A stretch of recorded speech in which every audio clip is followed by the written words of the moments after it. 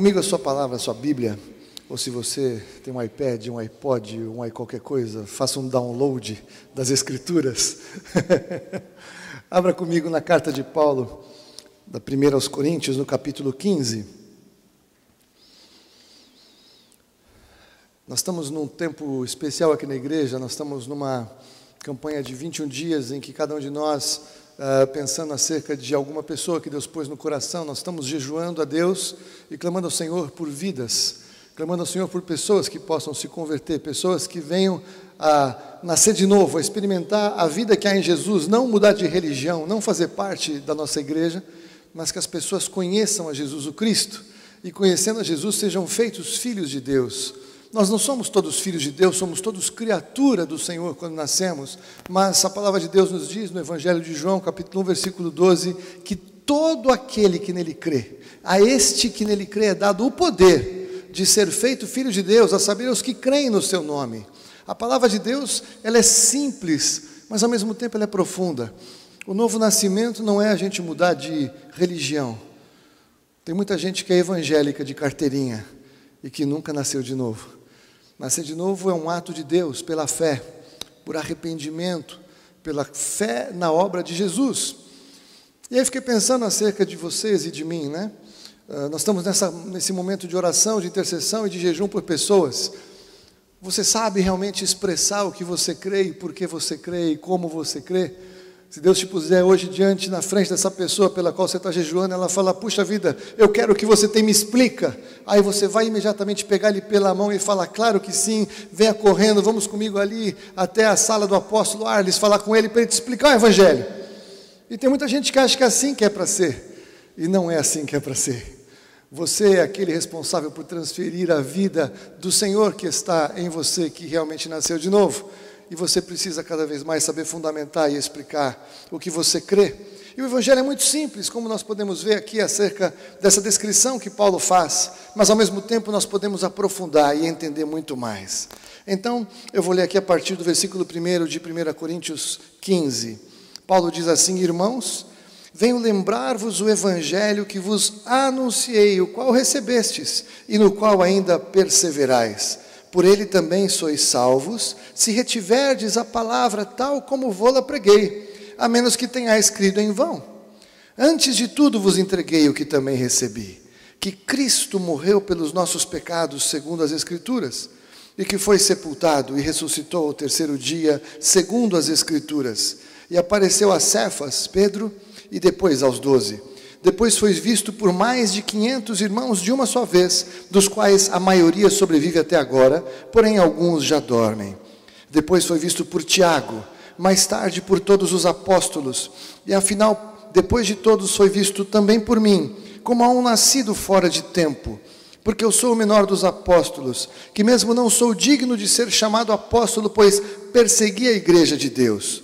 Mas pela graça de Deus sou o que sou, e a sua graça que me foi concedida não se tornou vã, antes trabalhei muito mais do que todos eles, todavia não eu, mas a graça de Deus comigo. Portanto, seja eu, ou sejam eles, assim pregamos e assim crestes. Amém? Vlad, baixa só um pouquinho o retorno aqui, está muito alto para mim, eu estou meio atrapalhado com a frequência de como eu estou falando. Mas veja, Paulo começa a explicar acerca do Evangelho, que ele tinha zelo por aquelas pessoas que faziam parte do seu ministério, aquelas sobre as quais ele estabelecia então a cobertura apostólica. Ele tinha sempre constituído pastores, presbíteros e líderes nas igrejas que ele mesmo começado, ou aquelas que ele tinha sido chamado a de alguma maneira ministrar, trazer da parte de Deus. E aqui nós vemos que Paulo, ele explica aquilo que ele disse, aquilo que ele pregou, como algo que ele primeiramente recebeu. Antes de tudo vos entreguei o que também recebi. E essa é a verdade mais profunda do Evangelho. Nós temos um Evangelho fundamentado em transferência de palavras. Para ser mais preciso, transferência de vida. Quando Deus criou Adão e Eva lá no Éden, a vida humana ela foi dada, foi constituída inicialmente em Adão e Eva foram reproduzindo, replicando e transferindo vida uns para os outros, geração após geração, ao longo de toda a história da humanidade, e assim é até hoje, e assim será até o fim. A vida é transmitida através daqueles que receberam vida. Alguém que é morto não transfere vida. Para transferir vida é necessário ter vida. Se não tem vida, não há como transferir vida. E o Evangelho, ele começou, a primeira palavra que foi pregada do Evangelho, foi pregada pelo próprio Deus no Éden. Logo após o pecado, logo após o Senhor fazer aquela intervenção e fazer aquela primeira reunião de cúpula, reuniu Adão, Eva e a serpente no Éden, e começou a ajustar o que tinha sido feito. O Senhor traz a palavra de que haveria de vir um descendente da mulher, que iria esmagar a cabeça da serpente em algum momento no futuro. Ali começou o Senhor Deus a falar algo que haveria de acontecer como solução para a morte que tinha entrado no Éden, porque por mais que Adão e Eva não crescem, eles tinham morrido. O Senhor tinha dito que o dia que comessem da árvore do conhecimento do bem e do mal, certamente morreriam. E eles caíram no erro que muitos cristãos fazem, porque naquele momento em que eles transgrediram, aparentemente não tinha acontecido nada. Mas na sequência, o Senhor os colocou para fora do jardim, e algumas centenas de anos depois, Adão, que não deveria nunca morrer, morreu. Adão e Eva estavam mortos então naquele momento, em seus delitos e pecados, como Paulo fala tanto. E esta transferência de morte e de pecado começou a ser feita. Não transferência de vida, apenas de vida humana, não de vida espiritual, mas de morte. E o Senhor disse que haveria de vir em algum momento o descendente da mulher. Profetizada a salvação, pregada uma solução da parte de Deus para o homem. E esta palavra começa a ser transferida de geração em geração. Embora por aproximadamente 100 anos não se tenha invocado o nome do Senhor depois do pecado, em algum momento o Senhor voltou a tratar, mas Noé tinha tido acesso à revelação. E Deus não mandou anjos para pregar, Deus faz uma transferência de palavra. Alguém falou para alguém falou para Noé. E de novo, após o dilúvio, a palavra estava pronta para ser espalhada para toda a humanidade. Mas foi se perdendo em algum lugar. E nós chegamos a crer que algumas vezes o Senhor possa ter tido problema. Ele nunca teve problema. Elias achou que só estava ele vivo quando ele teve o seu confronto com os profetas de Baal. Mas aí o Senhor disse, olha Elias, fica tranquilo que além de você eu tenho mais 7.000. Eu tenho mais pessoas transferindo palavra. Eu tenho mais pessoas transferindo vida. Em alguns momentos, como na história de Samuel, nós podemos ler que aparentemente a lâmpada era quase como se tivesse se apagado. As profecias já não eram tão frequentes. Já havia um pouco de trevas. Os sacerdotes já não tinham mais o mesmo comprometimento, mas ainda assim o Senhor disse que a lâmpada nunca se apagaria. O Senhor diz através do profeta que ele sempre teve o seu remanescente, para que através de um único remanescente que tivesse sobrado ao longo da história, ele prosseguisse transferindo vida, transferindo a palavra, transferindo o evangelho, porque o Senhor ele faz isso de geração em geração. A figura mais linda que a gente pode pensar é uma corrida de revezamento, como a gente vê nas Olimpíadas. Então alguém corre tudo o que pode, recebeu ali o bastão daquele que veio antes, e ele vai correr até que ele vai passar o bastão para alguém, e alguém vai concluir aquela carreira, mas toda a equipe que correu será premiada quando aquele último cruzar a linha de chegada. Aleluia! E assim é o evangelho do Senhor. Alguns talvez correm em momentos mais fáceis, ou em lugares aparentemente mais fáceis. Outros correm em lugares tão difíceis, com tanta perseguição, tantos obstáculos, tantos problemas. Mas é inegável que eles conseguem e têm conseguido até hoje fazer com que esta verdade, esta palavra, esta mensagem chegue até a nossa geração. Nós que provavelmente em nome de Jesus somos aqueles que vamos cruzar a linha de chegada. Aleluia! Maranata, vem Senhor Jesus! Mas há uma corrida sendo feita, há uma transferência de vida sendo estabelecida, e o Senhor nunca foi pego de surpresa por qualquer artimanha que fosse de Satanás, de achar que ele conseguiria cortar, interromper, impedir a transmissão do Evangelho ao longo da história, ao longo das gerações. E esta verdade chega então até Paulo. E Paulo prega o que ele recebeu. Antes de tudo, para começar a conversa, o mais importante, o fundamento que eu tinha para falar para vocês é o que eu também recebi. E o que ele recebeu? A revelação do Evangelho, a simplicidade do Evangelho, que Cristo morreu pelos nossos pecados, segundo as Escrituras. O que é tremendo é que o Senhor reina sobre aqueles que nele creem, e o Senhor reina sobre aqueles que não creem. Ele reina sobre aqueles que obedecem, e Ele reina até mesmo sobre aqueles que não obedecem. E mesmo aqueles que não obedeceram ao longo da história, acharam que tinham tido ideias extravagantes ou importantes, que de alguma maneira teriam alguma influência no plano de Deus. E mal sabiam eles, que eles estavam exatamente cumprindo a palavra de Deus, que eles desejavam deliberadamente desobedecer. Porque o Senhor reina. Não há ninguém que possa dizer que não está sujeito ao Senhor Deus. Até o mais rigoroso ateu, ele de alguma maneira, ele ao longo da sua vida vai obedecer à palavra de Deus. Ele vai cumprir alguma coisa que Deus espera que ele faça. Talvez a sua atitude de confrontar o Evangelho será utilizada para que ele possa fortalecer alguém que crê e que precisa fortalecer os seus argumentos espirituais acerca do que crê. E o Senhor vai usar aquele ateu para confrontá-lo, para que ele possa expressar a sua fé e ser desenvolvido em sua musculatura espiritual. O Senhor usa essa circunstância. O Senhor trabalha através de tudo e de todos. O Senhor reina de geração em geração. Ele reina. Cristo morreu pelos nossos pecados, segundo as Escrituras.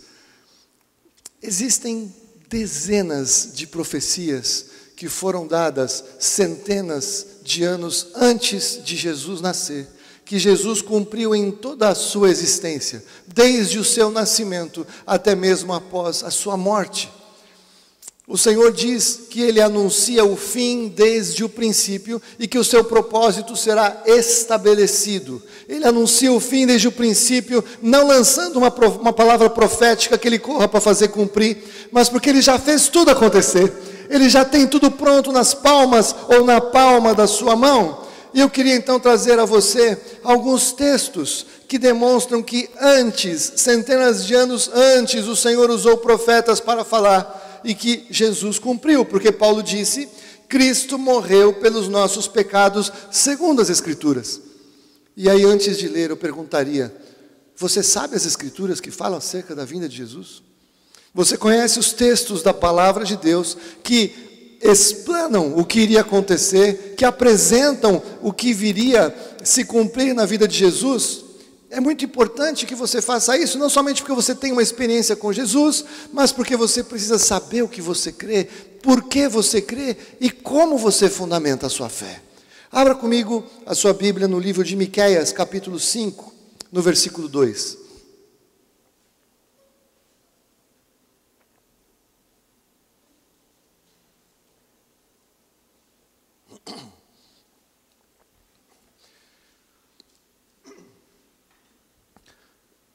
Miqueias 5:2, nós lemos, o profeta diz, e tu, Belém, Efrata, posto que pequeno entre as milhares de Judá, de ti me sairá o que governará em Israel, e cujas saídas são desde os tempos antigos, desde os dias da eternidade. Portanto, o profeta não podia estar falando de uma pessoa comum, porque era uma pessoa que tinha que ter existido desde a eternidade. Não era um homem nascido de mulher exclusivamente, mas Jesus nascido de mulher pelo poder de Deus através do Espírito Santo que desceu sobre Maria. Jesus era filho de Maria enquanto homem, mas filho de Deus enquanto o próprio Deus. Maria nunca foi a mãe de Deus, Maria sempre foi a mãe de Jesus, uma mulher especial, usada pelo Espírito Santo para trazer Jesus à vida. Mas veja que coisa tremenda, um dos maiores sistemas de ditadura mundial que já existiu foi o Império Romano. O Império Romano foi invencível para muitas nações. O Império Romano dominou o mundo inteiro por dezenas de anos. O Império Romano dizia que César era quase que Deus, ele era adorado como Deus, e parecia impossível que alguém pudesse cumprir a palavra de Deus no tempo do Império Romano. Mas o Senhor usou o próprio Império Romano para cumprir essa profecia, porque José não estava em Belém, José não morava em Belém, muito menos Maria. Mas por conta de o Império Romano propor um recenseamento e obrigar todas as pessoas a voltarem para suas cidades de família, José e Maria tiveram que viajar até Belém. O Senhor usou o Império Romano para cumprir a profecia de Miqueias. A cidade em que Jesus nasceu estava profetizada antes mesmo de Jesus nascer, e Jesus começa já a cumprir profecias, escrituras a seu respeito antes de nascer. Aleluia!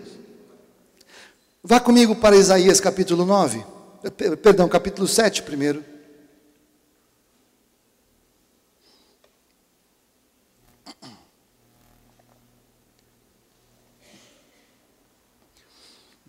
Isaías capítulo 7, eu vou ler a partir do versículo 14. Portanto, o mesmo Senhor vos dará um sinal.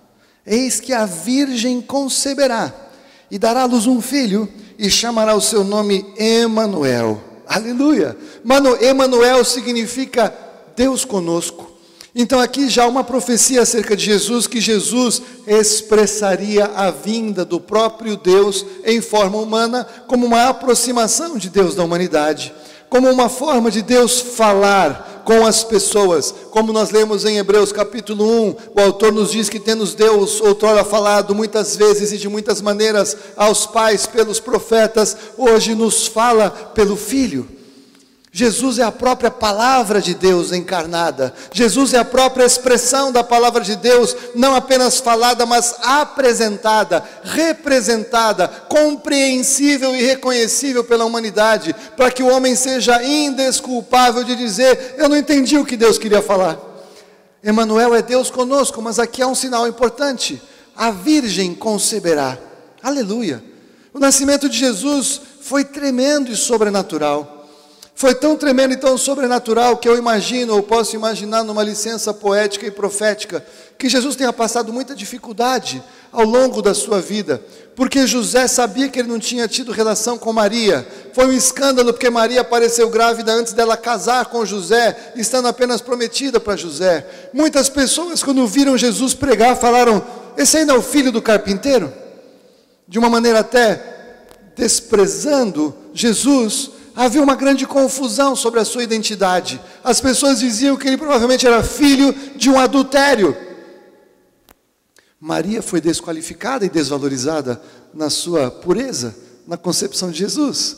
E eu imagino que isso foi tão sério, mas tão sério, mas tão sério, que eu não sei até que ponto possa ter afetado Jesus, porque se você lê no batismo de Jesus por João Batista, logo que ele sai das águas, o Senhor Deus vem e fala: este é o meu filho amado, e nele eu tenho prazer.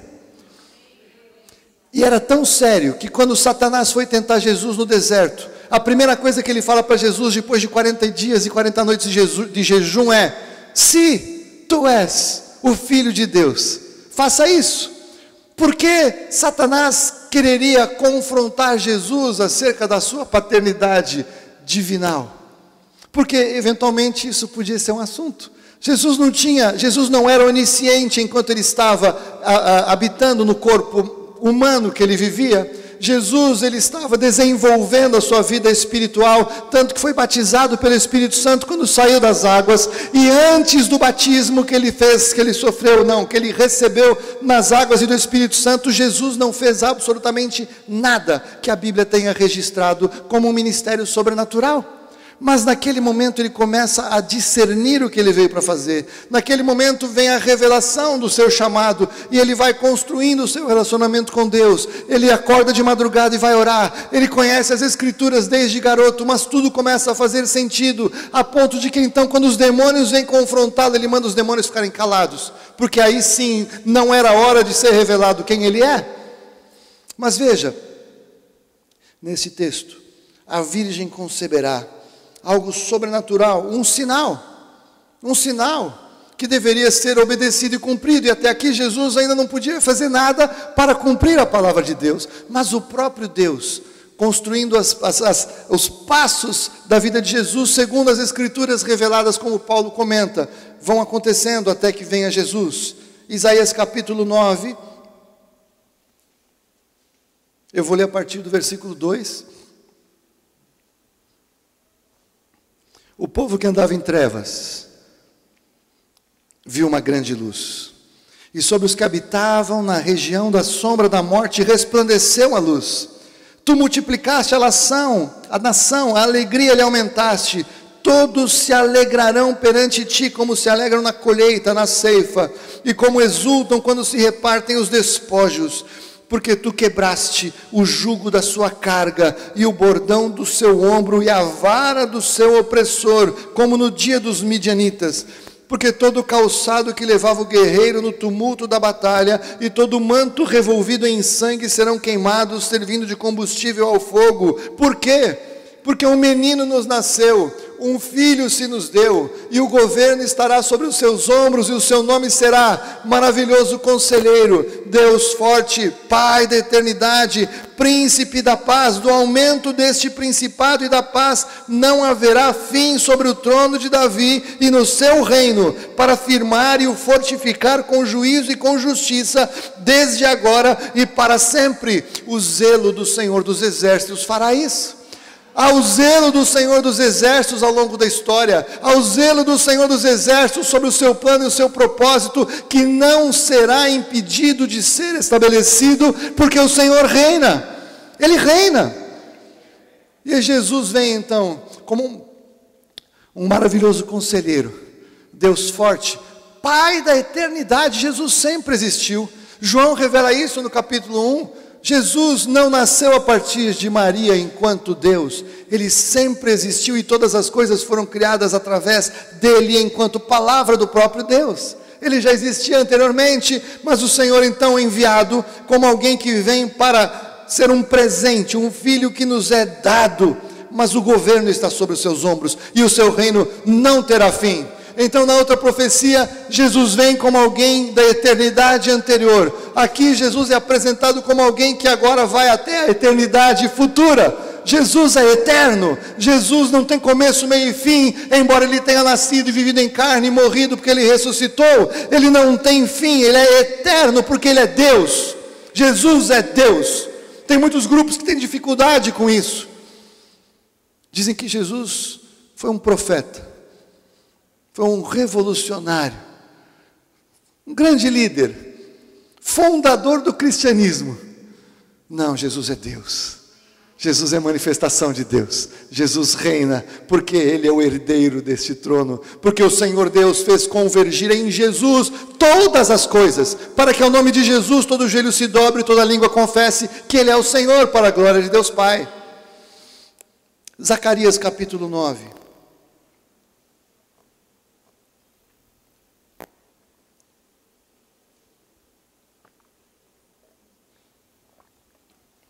Eu vou ler o versículo 9.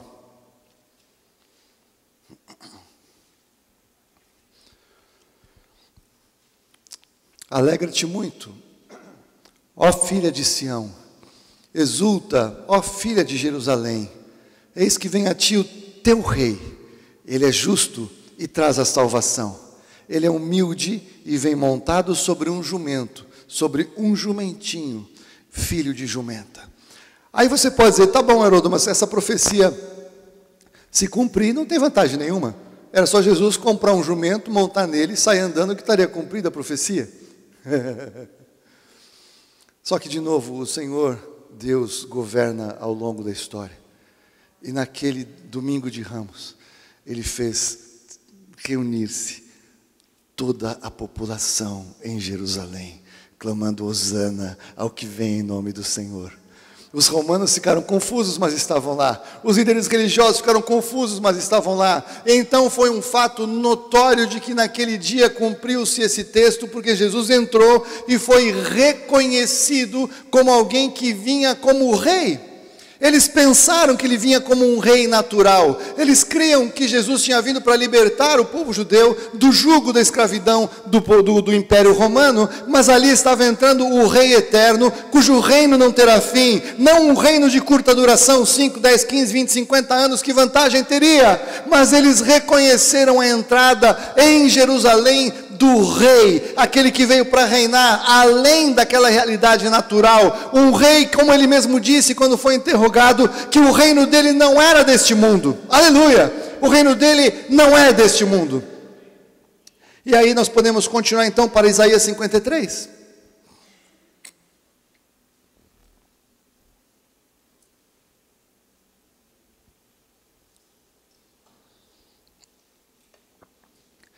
E aqui nós encontramos o cerne da palavra profética, da verdade do Evangelho, do resumo da obra de Jesus em seu favor e em meu favor.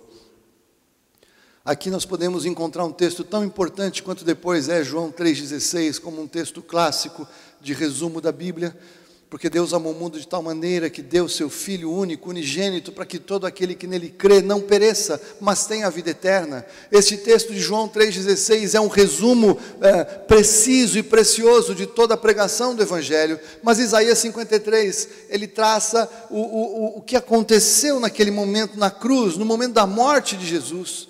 E esse texto ele é forte, ele é dramático, ele é intenso, ele é poderoso, ele é profundo. E esse texto foi cumprido também não apenas por Jesus, mas pelo Império Romano, pelos religiosos e por todo o mundo espiritual. Neste momento houve toda uma convergência de todas as coisas até aquele lugar da cruz do Calvário, até aquele lugar no Monte do Calvário, no Monte do Gólgota. Ali se cumpriu a essência da obra que Deus tinha dito que aconteceria. Tudo o que aconteceu naquele dia, naquele lugar, mudou a história da humanidade, mesmo daqueles que não creem, mas mudou a sua história, mudou a minha história, se é que você crê que Jesus é seu Senhor e seu Salvador. E se você não crê, hoje é o dia de você sair daqui crendo, hoje é o dia desta palavra queimar no seu coração, em nome de Jesus. E aqui o que nós vemos, versículo 1, quem deu crédito a nossa pregação, e a quem se manifestou o braço do Senhor, porque foi subindo como renovo perante ele, e como raiz de uma terra seca, não tinha beleza nem formosura, e olhando nós para ele, não havia boa aparência nele para que o desejássemos, era desprezado e o mais rejeitado entre os homens, homem de dores, experimentado nos trabalhos, e como um de quem os homens escondiam o rosto, era desprezado, e dele não fizemos caso algum. Verdadeiramente ele tomou sobre si as nossas enfermidades, e carregou com as nossas dores, e nós o reputávamos como aflito, ferido de Deus e oprimido, mas ele foi ferido por causa das nossas transgressões, e esmagado por causa das nossas iniquidades. O castigo que nos traz a paz estava sobre ele, e pelas suas pisaduras fomos sarados.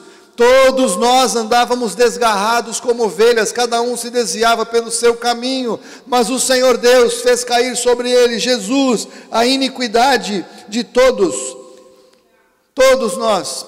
Ele foi oprimido e afligido, mas não abriu a boca, como um cordeiro que é levado ao matadouro, e como a ovelha que é muda perante os seus tosqueadores, assim ele não abriu a sua boca. Pela opressão e pelo juízo foi arrebatado, e quem dentre os da sua geração considerou que ele fora cortado da terra dos viventes, ferido por causa da transgressão do meu povo? E deram-lhe a sepultura com os ímpios, e com o rico na sua morte, embora nunca tivesse cometido injustiça, nem houvesse engano na sua boca. Todavia foi da vontade do Senhor esmagá-lo, fazendo-o enfermar. Quando ele se puser como oferta pelo pecado, verá a sua posteridade, prolongará os seus dias, e a vontade do Senhor prosperará em suas mãos. Ele verá o fruto do trabalho da sua alma e ficará satisfeito. Com o seu conhecimento, o meu servo justo justificará a muitos, e as iniquidades deles levará sobre si. Pelo que lhe darei o seu quinhão com os grandes, e os poderosos com os poderosos repartirá ele o seu despojo, porquanto derramou a sua alma até a morte. Foi contado com os transgressores, mas ele levou sobre si o pecado de muitos e pelos transgressores intercedeu. Canta não, acabou. Canta alegremente ao estéreo, pode cantar, aleluia. Mas o que eu quero que você entenda, quando você ouve a pregação do Evangelho, quando alguém fala para você acerca de Jesus, e quando lhe é apresentado o que Jesus fez na cruz do Calvário, eu quero que você pense o seguinte: se Deus pudesse salvar quem quer que fosse de outra forma, por que Ele mandaria o seu Filho único, unigênito, para a cruz, para sofrer o que está descrito em Isaías, que não explica nada do que Jesus realmente sofreu? Por que Deus faria algo desta forma e desta natureza com o seu Filho, se não fosse a única solução para os pecados que entraram no Éden, quando Ele faz aquela declaração para Adão e Eva? Ou mais, se tivesse uma outra solução, por que Jesus iria? Se Ele soubesse que Deus em algum momento iria falar: não, vem os bonzinhos, vem aqui os que creram em outros líderes religiosos, podem vir vocês também, está tudo bem, eu vou receber todo mundo, podem vir comigo, eu sou um Deus bonzinho.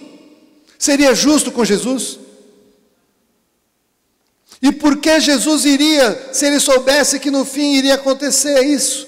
Porque Jesus aceitou nascer na eternidade anterior, quando Ele tinha toda a revelação.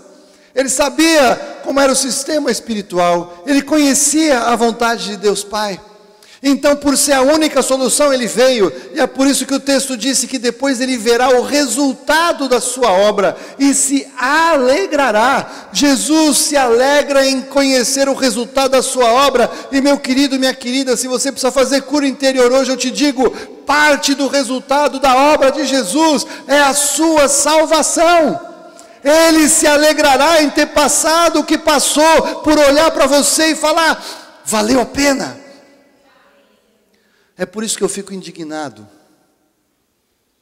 com pessoas que, quando ouvem falar acerca de Jesus, respondem assim: ô Haroldo, tudo bem, é legal esse negócio de Jesus, mas eu tenho a minha religião, eu sigo também a fulaninha, eu também gosto do cicraninho, eu faço boas obras, eu faço do meu jeito, eu fico em casa, Deus me entende, é eu e Deus, Deus e eu fico em casa, eu faço do meu jeito, não preciso ir numa igreja. Sabe o que a pessoa faz quando ela diz isso? Eu não quero receber o amor de Deus expresso em Jesus, porque eu tenho o meu jeito.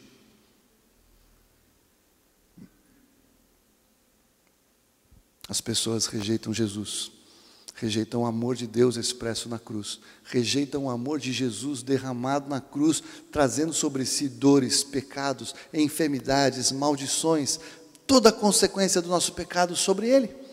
O pior da cruz não foi a dor física, o pior da cruz foi que Jesus recebeu sobre si a ira de Deus. A ira de Deus foi purgada sobre Jesus. Essa é a parte mais dolorida e incompreensível da cruz. Deus, Ele precisava que alguém pagasse pelo pecado. Você já ficou indignado com alguma coisa que te fizeram, que te ofenderam, que te roubaram, que te prejudicaram, e você fala: alguém vai ter que pagar por isso, alguém vai ter que pagar por esse negócio, não vai ficar assim, alguém vai pagar por essa situação. Você já ficou assim?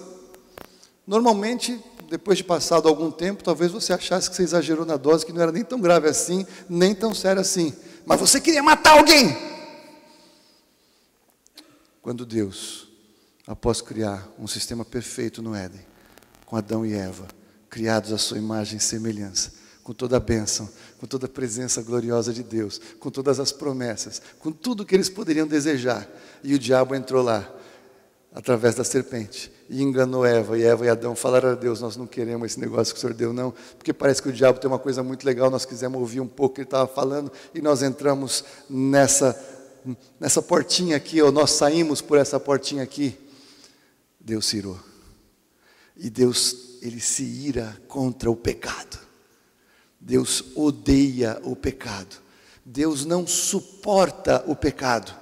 E embora Deus seja bom, Deus odeia aqueles que praticam e amam o pecado, a tal ponto de que vai chegar um dia em que Ele mesmo diz, e palavras de Jesus no Evangelho, Ele vai lançar no lago de fogo e enxofre aqueles que permanecem no pecado e rejeitam a obra de Jesus. Não é Satanás que lança as pessoas no inferno, é o próprio Deus. Mas Ele é amor, porque Ele providenciou essa salvação tão tremenda da obra de Jesus. Deus é amor, porque quem nele crê não é julgado. Quem recebe a obra de salvação de Jesus é perdoado. A Bíblia diz que no céu os seus pecados são esquecidos e apagados. Mas é necessário que a pessoa que ouve o Evangelho, para que isso seja verdade, se arrependa de ter fundamentado a sua vida em qualquer coisa que seja, que não Jesus o Cristo, o Filho do Deus vivo. Porque não há salvação em nenhum outro. Esta é a verdade cumprida na cruz. Deus lançou sobre Jesus esta maldição do pecado. E se você se esconde atrás de Jesus por figura na cruz do pecado, esta ira de Deus não o atingirá. Mas se você falar, Jesus é legal, mas eu gosto muito da Cidinha, eu sou fechado com ela, eu gosto, eu sou bom, eu não roubei, não matei, não fiz nada para ninguém. Quando a ira de Deus for lançada, você está entendendo que Jesus está aqui, ó, sobra nada. Quem não está em Jesus, está exposto à ira, que virá, em breve será derramada. Isaías 53 mostra o que Jesus levou sobre si. Poderia ler ainda mais alguns versículos, mas não há tempo.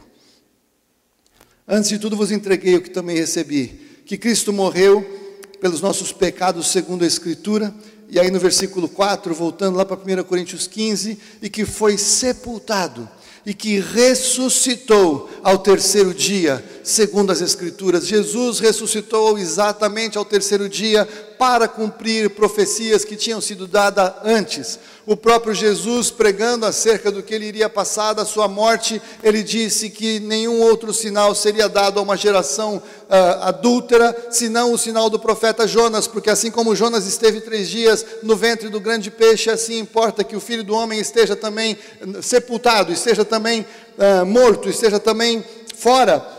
E Jesus ressuscitou ao terceiro dia para cumprir essa escritura, e também para cumprir a escritura de Oséias capítulo 6, em que o profeta diz: vinde e tornemos ao Senhor, porque Ele despedaçou e nos sarará, feriu e atará a ferida, depois de 2 dias nos dará a vida, e ao terceiro dia nos ressuscitará, e viveremos diante dEle. Então conheçamos e prossigamos em conhecer ao Senhor. A sua saída como a alva é certa, e Ele a nós virá como a chuva serôdia que rega a terra.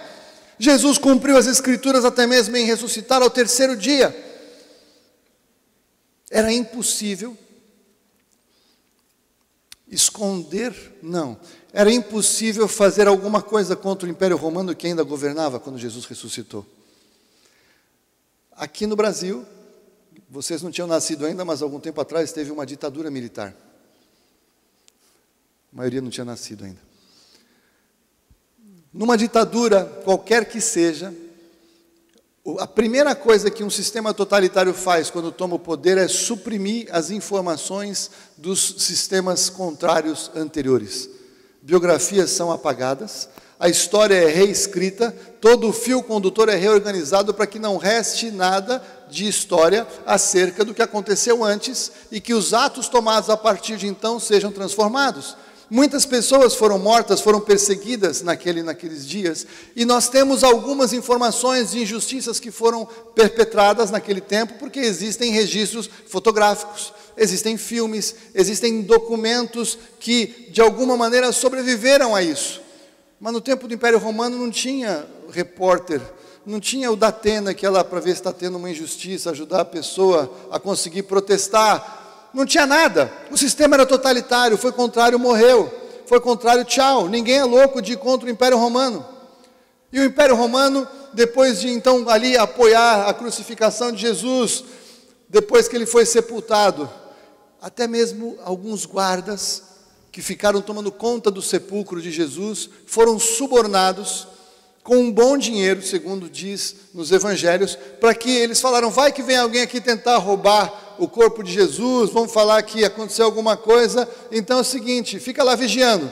Só que quando eles pagaram para eles irem lá ficar vigiando, os guardas ficaram tranquilos, estamos aqui vigiando um morto, sossegado o negócio, né? Tem gente que fica com medo de ser vigia de cemitério, eu posso até entender, mas eles estavam tranquilos ali, porque eles achavam que não ia acontecer nada. Até que acontece o quê? Um tremendo terremoto. A pedra que estava na frente do túmulo, ela é afastada, partida, quebra, vira pó, pouco importa o que aconteceu, a verdade é que a pedra foi removida. Anjos desceram naquele lugar. Eu imagino os guardas apavorados saindo correndo daquele lugar e foram contar para o seu chefe, chefe, o homem ressuscitou mesmo, aconteceu um negócio impossível lá. Falou o seguinte, ó, não conta para ninguém, não fala nada para ninguém, toma aqui uma grana, ó, isso aqui é para vocês viverem bem até o fim da sua vida, vocês vão ter uma aposentadoria tranquila, fica sossegado, não contem para ninguém. E achou que tinha resolvido o problema de ocultar a ressurreição de Jesus. Mas o que acontece é que depois Jesus ressuscita, nós vamos ler na sequência, ele apareceu para um monte de gente. E esse monte de gente achou que valia a pena, inclusive, ser queimado, vivo, numa tocha humana, nas festas dos imperadores, do que negar que Jesus tinha ressuscitado. Que gente louca que é essa? Que por um morto, por uma fraude, por uma ressurreição que não aconteceu, aceitam morrer de maneiras horrorosas para perpetuar a verdade que era impossível de ser negada. O Império Romano não conseguiu suprimir a biografia de Jesus. O Império Romano não conseguiu suprimir a ressurreição de Jesus. O Império Romano não conseguiu calar a igreja primitiva de Jesus, porque nenhum sistema do inferno consegue paralisar a pregação do Evangelho de Jesus, o Cristo, o Filho do Deus vivo, porque o Senhor reina, e essa palavra tinha que ser perpetuada e transmitida de geração em geração e de pessoa em pessoa, para que todos pudessem ouvir, para que pudessem decidir. E é impressionante que muitos ouvem e decidem falar, não quero. O Senhor Jesus, segundo a descrição de Paulo, foi visto por Cefas e depois pelos 12. É tremenda essa fala. Por quê? Porque Pedro negou Jesus. Paulo recebeu os relatos depois pelos discípulos. Então agora o que ele vai começar a contar é o que ele recebeu de alguém. Antes de tudo vos entreguei o que também recebi. Então a sequência apresentada é que Jesus fez questão que Paulo soubesse que depois que ele ressuscitou, ele apareceu a Pedro. Por que a Pedro? Porque Pedro tinha negado Jesus 3 vezes antes que o galo cantasse. E Pedro se tornou poderoso e importante no ministério de Jesus quando ele foi embora. Por que isso era tão importante de Paulo saber? Porque Paulo perseguiu o Evangelho. Se Jesus perdoa Pedro, que o negou, quanto mais a Paulo, que perseguiu o Evangelho. Paulo tinha verdadeira crise por conta disso. Algumas vezes ele fala, eu sou menor dos apóstolos, como ele fala aqui, eu persegui o Evangelho, eu não sou digno de ser chamado apóstolo. Ele tinha um sentimento de dívida, a ponto de ele entender que ele precisava fazer mais, e ele mesmo disse que ele trabalhou mais do que todos os outros, porque ele tinha uma dívida com Deus, ele tinha uma dívida pelo mal que ele tinha causado, tentando paralisar o Evangelho, e nem assim conseguiu paralisar. Apareceu a Cefas e depois aos 12. Aqui é interessante, eu nunca tinha percebido, porque eu sempre brinquei que Matias, que foi aquele apóstolo que ganhou do sorteio contra o outro, esqueci o nome do outro também, e eu falei, pô, ele despontou para o anonimato, né? Então, achei que Pedro tinha feito ali aquelas coisas de Pedro, assim, se empolgar, falta um, vamos tirar, é vocês dois, Deus, olha quem é um ou outro para o ímpar, quer dizer, Deus não tinha escolha, tinha 2, é esse, né? Mas não. Porque Paulo fala que depois ele apareceu aos 12. E quem eram esses 12 antes? Com certeza não era Judas Iscariotes, então eram 11, mas em Atos 2 eles passaram a ser 12 por conta de que Matias foi aceito, foi reconhecido como apóstolo, mas Jesus apareceu aos 12 antes de Atos 2. Então o que Paulo está dizendo é que sim, Matias foi considerado por Deus como um 12º apóstolo, porque quando ele viu, ou quando Jesus apareceu a eles, ele estava lá e foi contado como um dos 12, e Paulo assim o reconheceu, e fechou que haviam novamente 12 separados pelo Senhor. E aqui é tremendo. Depois foi visto, de uma só vez, por mais de 500 irmãos. 500 pessoas de uma só vez, dos quais vive ainda a maior parte, mas alguns já dormem também. Ou seja, Paulo estava dando agora mais informações. Você tem dúvida? 500 pessoas viram Jesus ressurreto. Ele apareceu para 500. Por que isso é tão importante? Porque Jesus, ele sempre teve a sua predileção, ele sempre teve mais afinidade com João. E aí, João era o discípulo amado. Mas Jesus também tinha 3 que eram próximos, Pedro, André e João. Mas Jesus também tinha os 12. Mas Jesus também tinha os 70. E aqui nós ficamos sabendo que Jesus tinha 500 pessoas que não estavam na multidão, ou faziam parte da multidão, mas não eram da multidão, que eram tão importantes, que Jesus fez questão de aparecer para estes 500 irmãos. Como uma manifestação, ressuscitei. E o Império Romano não podia mais segurar 500 pessoas sabendo alguma coisa. É impossível segurar. É impossível de esconder. É impossível de ocultar. 500 pessoas queimando com um fato tão extraordinário como a ressurreição de Jesus, que tinha sido morto e pagou o preço. Depois foi visto por Tiago e depois por todos os apóstolos. E aqui é interessante, porque existem grupos cristãos que acham que os apóstolos foram só 12 e que acabou. Então, se eles eram 12, morreu Judas, sobraram 11 e acabou. Não, mas é Paulo. Então, se Paulo é, mas então Matias. Mas se Matias é, e Barnabé? Mas se Barnabé é, e Apolo? De quantos apóstolos nós estamos falando afinal? Haviam outros apóstolos que foram levantados pelo Senhor no ministério apostólico depois disso. E Paulo relata que ele apareceu, ele separou, é gradual. Primeiro ele apareceu a Pedro, aos Cefas, depois aos 12 apóstolos, depois foi visto por mais de 500 irmãos, depois por Tiago, irmão de Jesus, também chamado apóstolo, são 16 agora. Quantos apóstolos eram? Sim, os primeiros 12, mas o ministério apostólico nunca foi interrompido, não por Jesus, não por vontade do Espírito Santo de Deus. E aí o que acontece? Por último, apareceu também a mim. Aleluia. Paulo, que perseguia a igreja, de tão sincero que era, errado, completamente errado, fazendo tudo errado, mas ele tinha um coração sincero. Eu estou perseguindo esses caras que eles estão errados, eles estão falando que Jesus é o Senhor e Salvador, isso está errado, eles têm que ficar aqui no judaísmo, eles têm que seguir a lei, eles têm que ser como eu sou do Sinédrio, eu mando, eu sei, eu conheço tudo, isso aqui está errado, mata todo mundo, porque eu tenho que preservar a sã doutrina.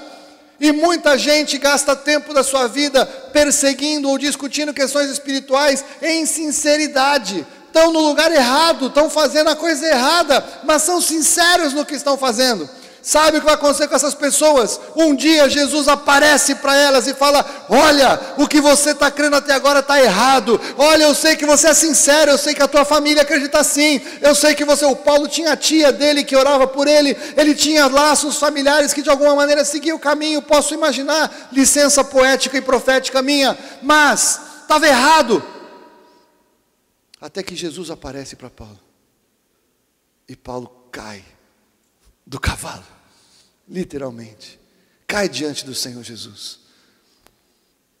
Vocês, talvez alguns de vocês aqui eram sinceros no que acreditavam antes de conhecer Jesus, eram zelosos, talvez a tua família inteira cria de uma maneira, teus amigos, e você queria mesmo agradar a Deus e chegar até Deus, até que chega um dia que o Senhor prepara um caminho, e te põe na frente de um homem e de uma mulher de Deus, que te transfere a palavra do Evangelho.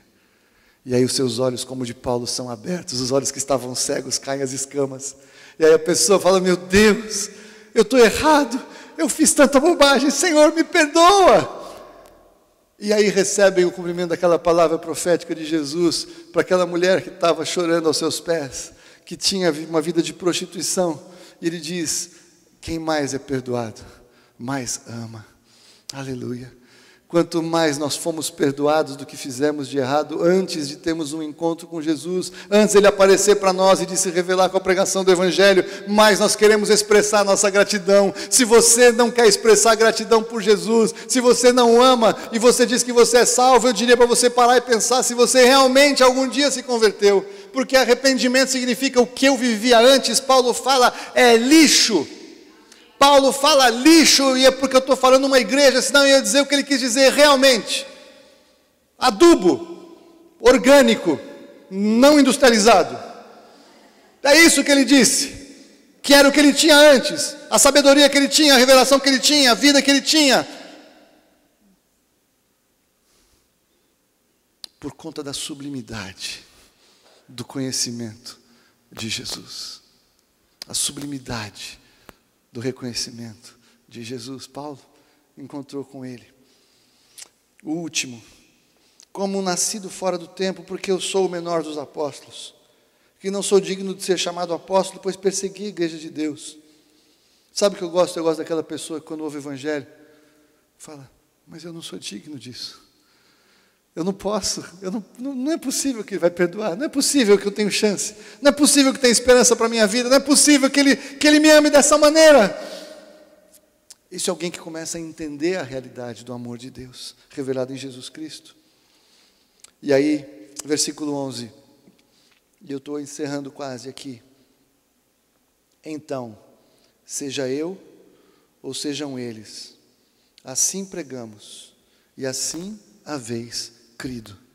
Não importa mais se era a pregação de Paulo, se era a pregação dos outros apóstolos, se alguém que veio nesta corrida de revezamento, pregou o evangelho para quem quer que seja, não importa onde você se converteu, muitos de vocês se converteram nessa casa, com algum de nós, não faz diferença. Outros vieram de outro lugar, se converteram e são de Jesus, glória a Deus. Mas se você recebeu esta palavra, alguém trouxe para você nesta corrida de revezamento, chegou até a sua vida, não importa, seja eu ou sejam eles, assim pregamos e assim haveis crido. A partir de agora você precisa voltar para o começo, para o versículo 2 ou 3, e dizer o seguinte: antes de tudo, vos entreguei o que também recebi. Você agora é responsável pela palavra que você recebeu para falar para aqueles que estão ao seu redor. Você é responsável por pregar essa palavra na sua casa. Você é responsável por pregar essa palavra naqueles que estão em torno da sua vida. Você é responsável por pregar para aquela pessoa que Deus vai colocar diante de você e vai te perguntar o que aconteceu com você. Você é responsável para repassar o que você recebeu. Antes de tudo vos entreguei o que também recebi. Fecha-se o ciclo. Abra comigo em Atos capítulo 1, por favor.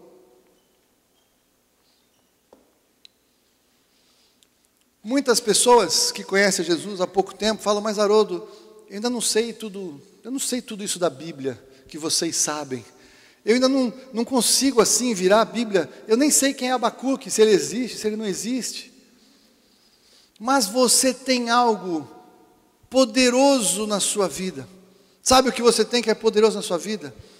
A vida de Jesus em você. O seu testemunho do que Jesus fez na sua vida é tudo o que você precisa para começar a pregar o evangelho para qualquer pessoa. Porque quando a gente fala com paixão, não tem argumento. Quando a gente fala algo que é verdadeiro e profundo para nós, ninguém pode vir contra nós. Alguém pode dizer para você que algo em Jesus aconteceu na sua vida? Alguém pode dizer para você não é verdade? Se você teve um encontro com Jesus, não. Você toparia eventualmente até mesmo ser morto, ou ser confrontado, ou ser perseguido, porque você não tem como negar que algo aconteceu em você. Você não tem como mentir e rejeitar o amor de Deus revelado em Jesus, o amor de Jesus na cruz do Calvário, o arrependimento do que você vivia antes. É impossível voltar atrás do que nós um dia recebemos, se é que recebemos, porque Paulo fala isso no começo. Essa é a questão, se é que. Mas se é verdade, você ainda não precisa dominar a exegese hermenêutica grego-hebraico. Fala o que Jesus fez na sua vida. Compartilhe a vida de Jesus na sua vida. Se a vida de Jesus está na sua vida, você tem vida para transferir. A vida de Jesus é transferível pela palavra. Você precisa falar. Você precisa falar. E aí, Atos 1. Fiz o primeiro tratado, o Teófilo. Quem escreveu Atos foi Lucas. Acerca de tudo que Jesus começou, não só a fazer, mas a ensinar, até o dia em que foi recebido em cima, depois de ter dado mandamentos pelo Espírito Santo aos apóstolos que escolhera, aos quais também, depois de ter padecido, se apresentou vivo, guarda isso aqui, com muitas e infalíveis provas. Eu vou ler aqui com vocês. Com muitas provas infalíveis, aparecendo-lhes por espaço de 40 dias e lhes falando das coisas concernentes ao reino de Deus. E estando com eles, ordenou-lhes que não se ausentassem de Jerusalém, mas que esperassem a promessa do Pai. Disse ele de mim, ouvistes? Pode virar? Porque, na verdade, João batizou em água, mas vós sereis batizados no Espírito Santo dentro de poucos dias. Mais um. Aqueles, pois, que se haviam reunido, perguntavam-lhe, dizendo, Senhor, é neste tempo que restaurarás o reino a Israel? Respondeu-lhes, a vós não vos compete saber os tempos e as épocas que o Pai reservou à sua própria autoridade até aqui. Mas veja, embora Lucas, em Atos, diga que Jesus, tudo isso aconteceu com infalíveis provas, muitas e infalíveis provas, o Evangelho não consiste em provar, porque o Evangelho se recebe pela fé. E a fé é a certeza das coisas que se esperam e a convicção de fatos que nós não vemos.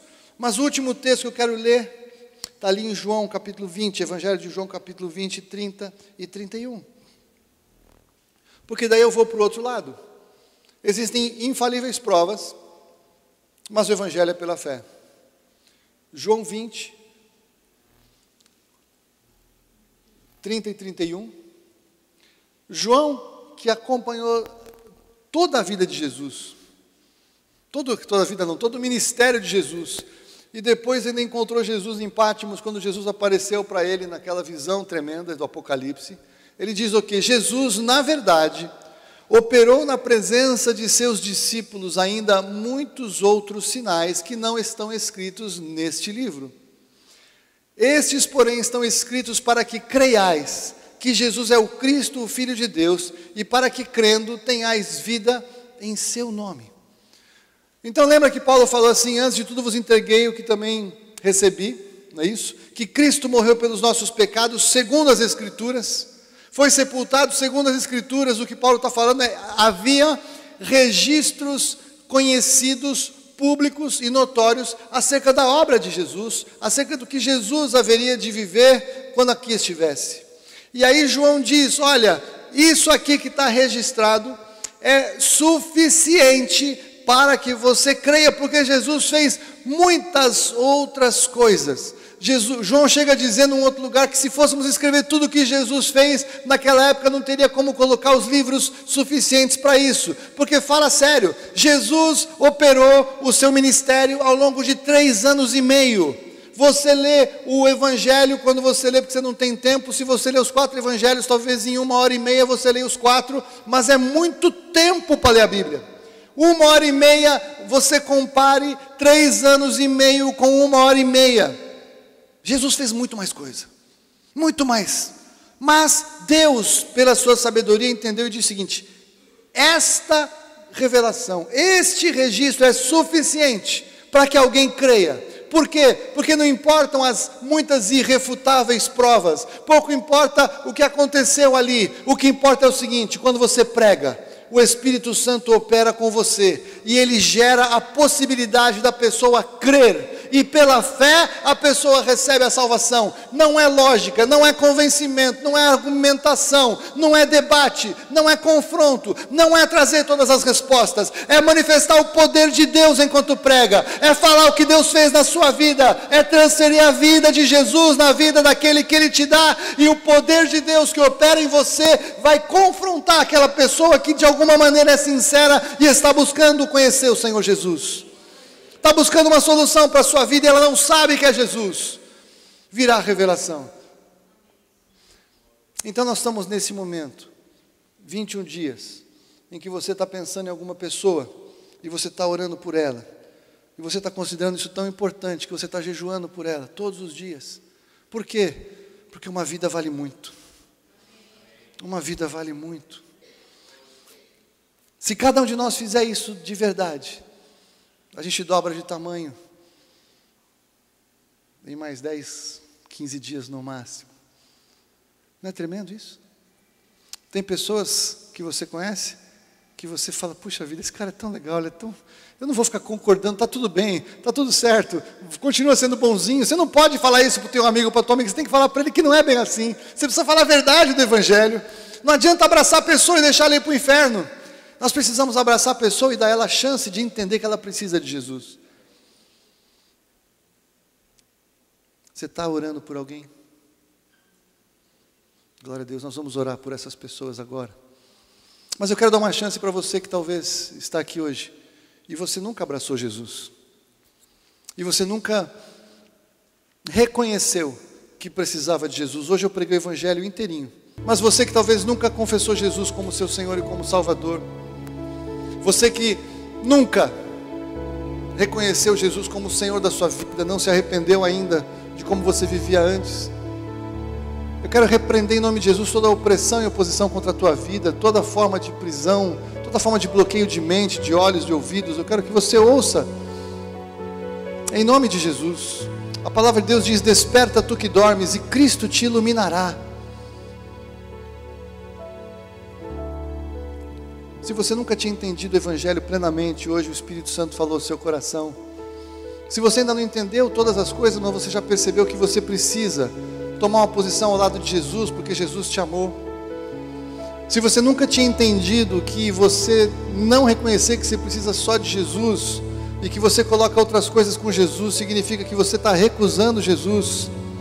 Se alguma dessas coisas faz sentido no seu coração, eu vou te pedir para onde você está, você levantar a sua mão, porque eu quero orar por você e com você depois dessa reunião. Tem alguém que hoje o coração queimou? Tem alguém que entendeu hoje que precisa de mudança? Eu não vou estender isso aqui demais. Faz só um gesto. Eu quero conversar com você depois da reunião. Tem alguém assim? Glória a Deus, eu sei de você. Eu sei. Tem mais alguém?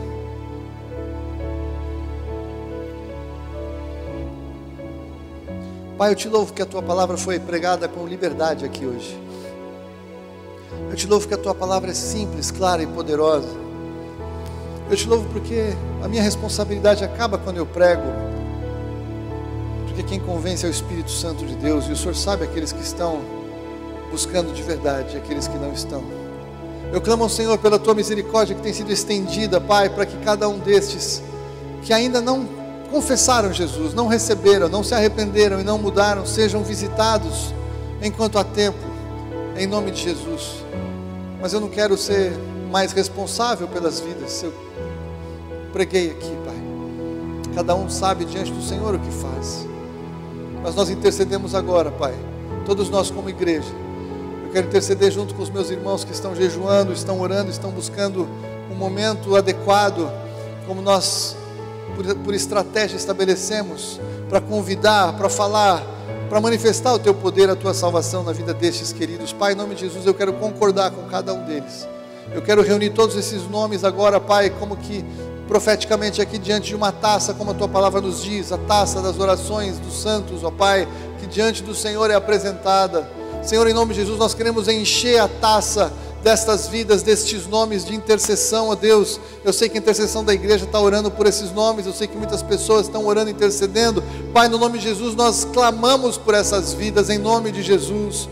Pai, nós clamamos que o Teu Espírito Santo aqueça esses corações, marque esses corações, que o Senhor que já está trabalhando na vida de muitos destes, ó Pai, para que se convertam, ó Deus, haja mais poder para que essas vidas sejam tocadas pelo Teu Santo Espírito, no nome de Jesus. Pai, ajuda-nos, ó Deus, a darmos bom testemunho para essas pessoas, para que elas possam ver algo de diferente nas nossas vidas, ó Pai, a Tua própria pregação estampada em como falamos, em como nos relacionamos, em como nos expressamos, em nome de Jesus. Pai, nós clamamos no mundo espiritual, sejam soltas essas vidas em nome de Jesus. Caia por terra todo sofisma, caia por terra toda prisão de mente, caia por terra toda forma de bloqueio, caia por terra toda segurança, caia por terra tudo aquilo que de alguma maneira pode ser impedimento nestas vidas, para que recebam o Evangelho em nome de Jesus. Nós intercedemos por estes, Pai, em nome de Jesus, em nome de Jesus. Dá-nos um tempo, Pai, de colheita. Como a Tua palavra diz, os últimos dias, os campos estão brancos para a ceifa. Pai, em nome de Jesus, nós que somos trabalhadores da última hora, Pai, nós que recebemos bastões das mãos daqueles que correram em tempos tão difíceis e tão árduos, ó Pai. Pai, pessoas que vieram antes de nós, que pagaram preços tão caros para que o Evangelho chegasse até nós, com a Bíblia traduzida em português, com tantas pessoas que ensinaram e estudaram e já nos ajudaram, encurtaram a nossa curva de aprendizado em tantas coisas, meu Deus. Pai, que coisa tremenda fazer parte, talvez, desses que cruzamos a linha de chegada, Senhor, em nome de Jesus. E nós, como trabalhadores da última hora, o Senhor nos trata como aqueles que fatigaram o dia inteiro. Eu não compreendo, Senhor, mas eu te louvo pela tua bondade a nosso favor. Te louvo que o Senhor, isso não fugiu do teu planejamento, embora eu não entenda, Pai. Mas leva-nos a sermos mais comprometidos com esta palavra e com este Evangelho, justamente por isso, que caia sobre nós um peso de compreensão de quem somos e de por que estamos nesta época.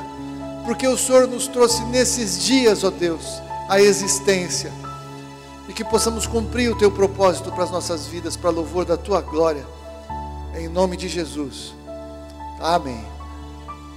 Amém.